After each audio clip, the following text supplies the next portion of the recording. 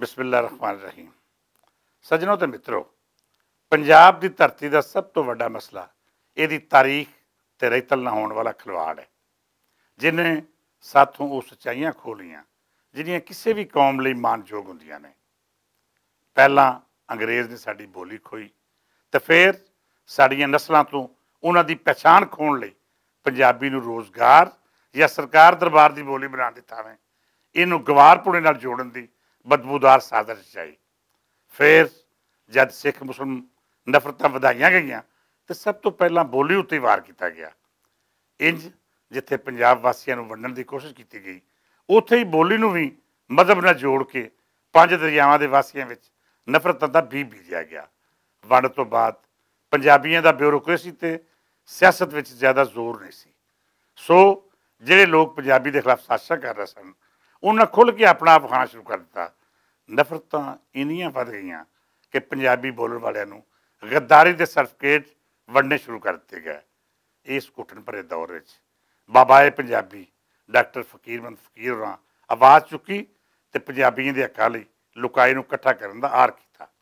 उन्हां दीयां इन्हां कोशिशां नूं उस वेले दी अफसरशाही वालों हर तरह के रद्दे-अमल का सामना सी।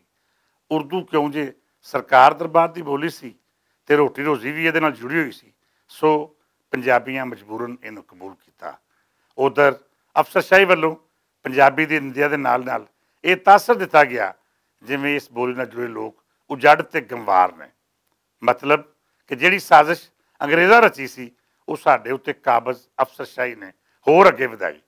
इस मुश्किल वेले विच एक पासे तां पंजाबियां नूं रिज़क रोजी का मसला परेशान की खलोता सी ते दूजे बन्ने उन्हां दी बोली ते रहीतल तबाह हो रही सी।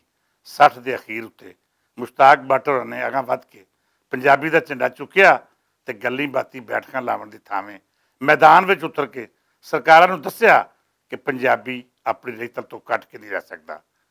उन्हां दी इस तहरीक ने पंजाबियों नूं एक बारी फिर अपनी माँ बोली ते रहीतल उत्ते मान करना सिखाया। उन्हां दी अगवाई विच हज़ारां लोकां जुलूस कढे ते लखां लोकां नूं सद्दा दिता कि अपनी बोली ते रहीतल नाल जोड़ के रहण विच ही साडी बका है।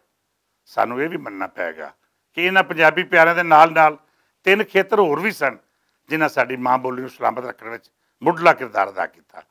पहला साडा मौलवी जिहड़ा अज भी पंजाबी विच तकरीर करन लग्या झकदा नहीं।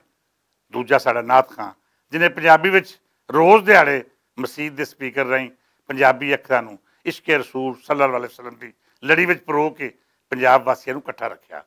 साडे मेले ते ठेले उत्थे लगण वाले थिएटर जिन्हां विच आलम लोहार, आशक जट, बाली जट्टी ते नैसर भट्टी जे लोक फनकार माँ बोली नूं अगां वधा रहे सन। इंज ही साडी पंजाबी फिल्म ने भी इस बोली नूं मरण तो बचाया।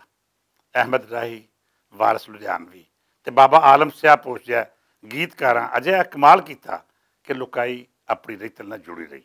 इहो ही वजह सी कि साडी बोली स्कूलों कालजां ते सरकार दरबार तो दूर रह के भी किसी न किसी तरह अपना वजूद बचाने कामयाब रही।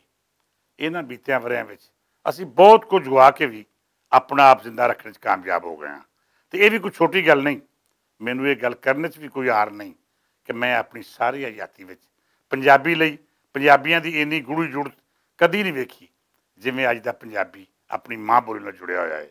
अज दा मेरा नौजवान पंजाबी होण उत्ते मान करदा है। वो बुल्ले शाह, वारिस शाह, सुल्तान बाहू दीयां गल्लां नूं शैक्सपीयर या गोयटे जै महान लिखारियां तो उच्चा मनदा है। अज दा पंजाबी जवान भगत सिंह नूं अपना मान आखदा है तो उन्हें साजिशां दे जादू नूं अपने पंजाब नाल इश्क दे जोर उत्ते मुका दिता है जिहड़ा अशराफिया ने उहदे उत्ते उहदी पछाण खोण लई फूकिया सी। अज पंजाब दा कोई अजिहा शहर नहीं जिथे पंजाबी लई काम ना हो रहा होवे। अदबी पक्षां उत्ते वेखीए ते अज पंजाबी पहिलां तो किते अगे ने। सियासी खेतर विच वेखीए ते अज दे लीडर पंजाबी विच गल करना मान समझदे ने।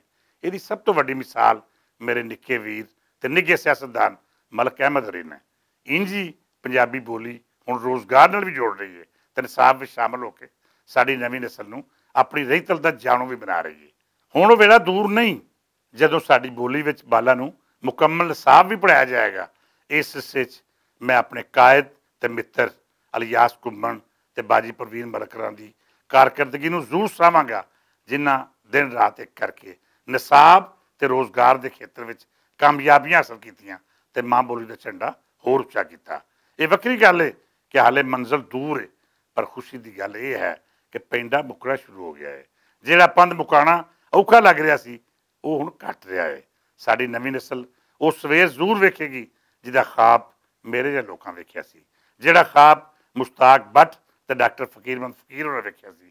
ਹੁਣ ਇਸ ਖਾਬ ਦੀ ਤਾਬੀਰ ਦਾ ਚਾਨਣ ਸਾਹਮਣੇ ਨਜ਼ਰ ਆ ਰਿਹਾ ਹੈ। ਇਹ ਮੇਰੇ ਤੇ ਦੂਜੇ ਪੰਜਾਬੀ ਸੇਵਕਾਂ ਲਈ ਬਹੁਤ ਵੱਡੀ ਗੱਲ ਹੈ, ਜਿਹੜੇ ਮਾਯੂਸੀ ਦੇ ਹਨੇਰੇ ਵਿੱਚ ਵੀ ਕਦੀ ਮਾਯੂਸ ਨਹੀਂ ਹੋਏ, ਉਹਨਾਂ ਦੀ ਜਦੋਜਹਿਦ ਜਾਰੀ ਰੱਖੀ ਤੇ ਆਪਣੀ ਰੱਤ ਨਾਲ ਪੰਜਾਬੀ ਬੋਲੀ ਦੇ ਦੀਵੇ ਨੂੰ ਬਾਲੀ ਰੱਖਿਆ। ਅੱਜ ਦੀ ਗੱਲ ਦੇ ਅਖੀਰ ਉੱਤੇ ਮੈਂ ਉਸ ਇਕੱਠ ਦਾ ਜ਼ਿਕਰ ਜ਼ਰੂਰ ਕਰਾਂਗਾ ਜਿਹੜਾ ਚਨਾਹ ਦੇ ਕੰਢੇ ਉੱਤੇ ਆਬਾਦ ਸ਼ਹਿਰ ਗੁਜਰਾਤ ਵਿੱਚ ਸਾਡੇ ਸੱਜਣ ਤੇ ਮਿੱਤਰ ਡਾਕਟਰ ਅਫਸਰ ਰਾਜ ਹੋਰਾਂ ਦੀ ਅਗਵਾਈ ਵਿੱਚ ਵਰਲਡ ਪੰਜਾਬੀ ਫੋਰਮ ਦੇ ਪ੍ਰਬੰਧ ਹੇਠ ਪੰਜਾਬੀ ਲਿਖਾਰੀਆਂ ਦੇ ਮਾਣ ਵਿੱਚ ਰੱਖਿਆ ਗਿਆ ਸੀ। ਇਸ ਮੌਕੇ ਉੱਤੇ ਜ਼ਾਹਿਦ ਹਸਨ ਹੋਰਾਂ ਦੇ ਨਾਵਲ ਕਹਾਣੀ ਇੱਕ ਮਾਂ ਦੀ ਸਣੇ ਮਾਂ ਬੋਲੀ ਵਿੱਚ ਲਿਖੀਆਂ ਗਈਆਂ ਚੁਣੀਦਾ ਕਿਤਾਬਾਂ ਨੂੰ ਇਨਾਮਾਤ ਦੇ ਕੇ ਉਹਨਾਂ ਦੀ ਪੰਜਾਬ ਸੇਵਾ ਨੂੰ ਸਰਾਹਿਆ ਗਿਆ।